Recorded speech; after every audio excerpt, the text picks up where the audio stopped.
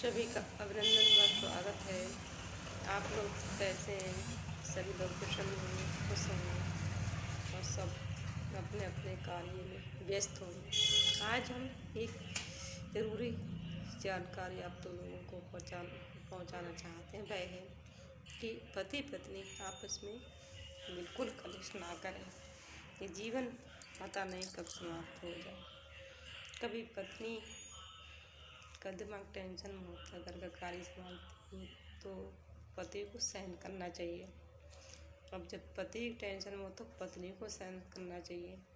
एक दूसरे की सेवा करना चाहिए, एक दूसरे के प्रति सद्भाव रखने चाहिए। पति कहीं से आया है तो उसकी सेवा देख रेख, उसके लिए जो खाएं पिए उनके हिसाब को जिससे खुश हों, मुस्कुरा के, कितने भी पत्नी टेंशन में हो तो मुस्कुरा के उनसे पति को खुश करें।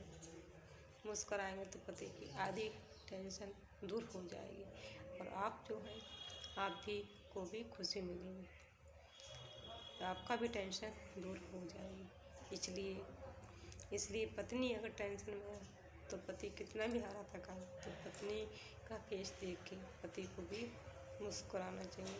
ऐसा करना चाहिए जैसे पत्नी का टेंशन फ्री हो जाए। इसलिए दोनों को संभालो, नहीं तो जीवन आगे बढ़ रहा है और बढ़ता जाएगा। ये घर आजकल क्यों बर्बाद हो रहे हैं? बाहर मत भागिए, अपने घर में ही अपने आप को संभालिए। एक दूसरे को देखिए। शादी क्यों होती है? एक दूसरे का साथ निभाने के लिए।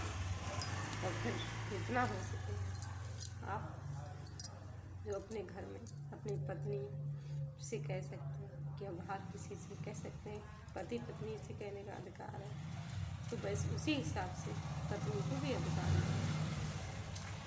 घर वाले तो हमेशा सुख दुख में काम आते हैं, बाहर वाले तो केवल मौका देख के लाभ उठाते। इसलिए जितना हो सके अपने आप को मजबूत, अपने आप को संतुष्ट, अपने आप को प्रसन्न रखें और एक दूसरे की, जैसे लक्ष्मी है पत्नी तो नारायण पति भी है। इसी हिसाब से लक्ष्मी नारायण सुबह उठे तो पत्नी पति को प्रणाम करेंगे, राम राम बोले, इससे बच्चों को भी कोई असर पड़ेगा। इसलिए शाम को सोए तब भी जिसको सोने से पहले एक दूसरे को प्रणाम या राम राम, और तब सोना चाहिए शुभ रात्रि कह के। इसलिए सुबह को भी यही नियम लागू रखना चाहिए जिसके आपके घर परिवार, आपके बच्चों, आपको भी अच्छे संस्कार मिले। जब आप लोगों में टेंशन हो तो बच्चे भी वही करेंगे, वही देखेंगे। इसलिए सावधान हो जाइए, अपने आप को प्रेम में बदलो। जो है प्रभु का दिया हुआ प्रसाद उसे ग्रहण करें, जो नहीं है उसको कोशिश तो करें और टेंशन ना करें। यही हमारी आपके लिए ज्ञान बात आप तक पहुँचाना है।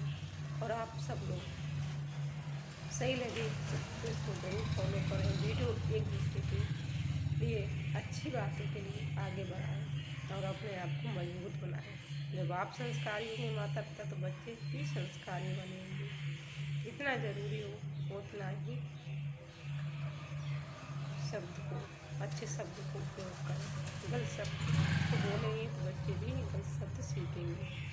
पत्नी गुस्सा है तो वो भी पति से करते अच्छे बड़े व्यवहार सीखेगी, पत्नी भी वही करने लगेगी।